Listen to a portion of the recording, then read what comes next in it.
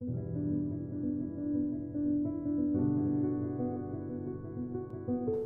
Bay is a little town on the central south coast of Western Australia.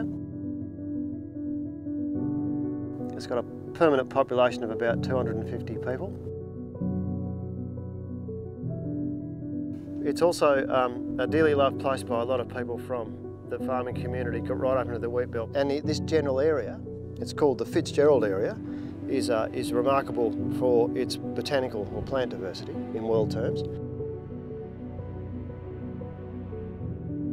This project will be quite a few things. It's a community space to do passive recreation, to have things like stalls and theatres and concerts. It's about culture and nature coming together to be in harmony. Projects like this, spaces like this, are, they're where the community gather, and they are a reflection of the people that live here and the kind of aspirations that they have for their community. It's a place where communities can see a reflection of themselves and of the broader environment in which they live. Rather than just think, oh, this thing here has worked in this other place, or this is an example, and bring them somewhere. You've actually got to know that place.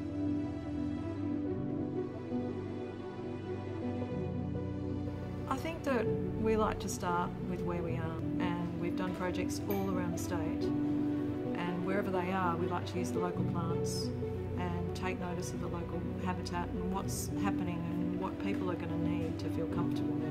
I mean, what we've always done for many years is how do you sort of bring the community in through the process of construction? It was a process of working with Earthcare, Francis and his team. And it became apparent through that process that they had an organic approach rather than just boil the stuff and put it there and disappear.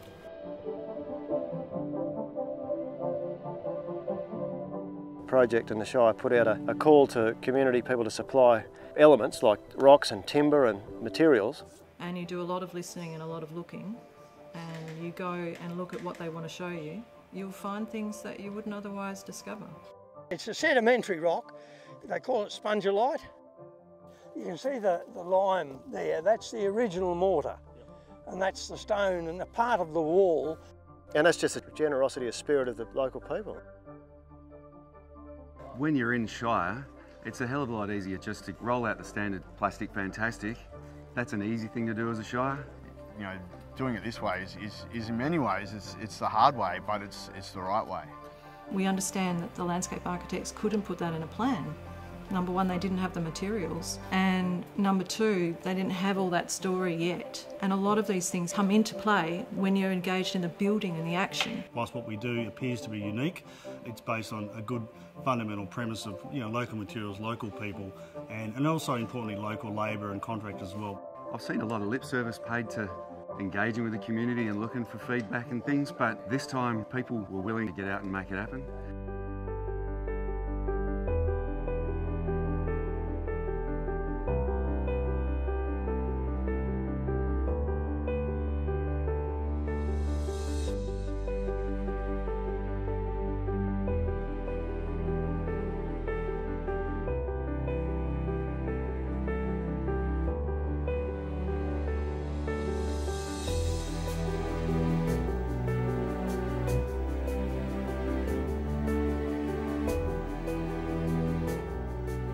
Fantastic. Just seeing the kids here today is it's the reward you sort of want, really, is just seeing their faces. It's been an awesome journey.